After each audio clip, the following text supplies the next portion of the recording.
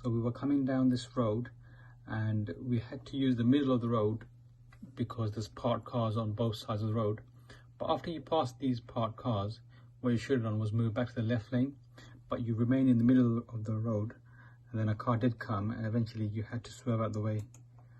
So right now, after you pass the parked car, you should always start coming back to the, checking the left mirror and coming back to the left lane now. But only then did you come up when we finally saw that car. So you should come back to your lane as soon as you pass the parked cars. So we were at this mini roundabout, and after the roundabout there's a zebra crossing, and there's a guy here who eventually gets to the crossing, and by the time we get there he's already onto the crossing. So you see here.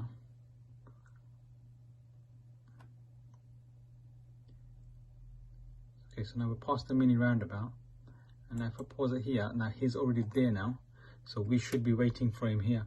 Now by the time you went, he had already stepped onto the crossing, but even where he is now, you should be waiting for him. So you see here, yeah, that's it.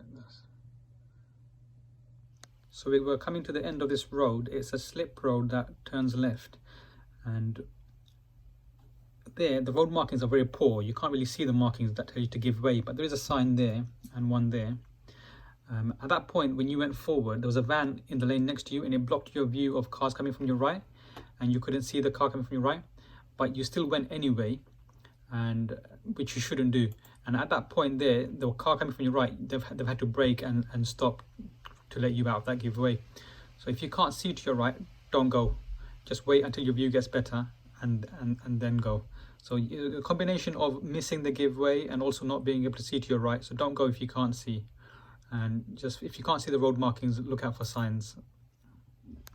Okay, now the next serious fault during the mock test happened as we were approaching this roundabout. So your instruction was to follow for Romford. So Romford here is the second exit, the diagonal line going at 10 o'clock.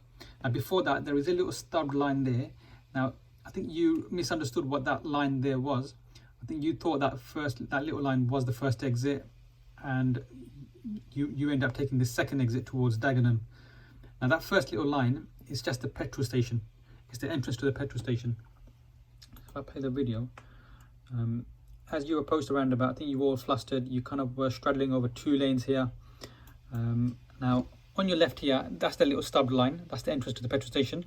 Your exit for Romford is that one there, but you kind of went that way.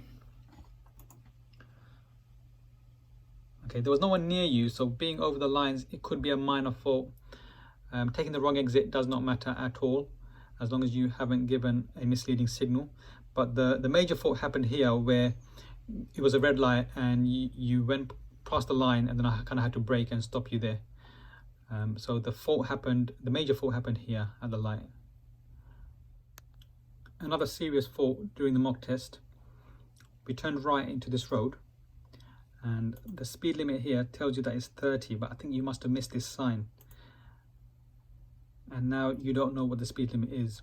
And then down this road, because it's quite a long open road with no side roads, no humps, you picked up to 35 miles an hour. Now that would be too fast on the driving test, and it would be a serious fault, something you would fail for. So the speed limit is always the last sign you saw. So just keep an eye out for the signs when you enter new roads.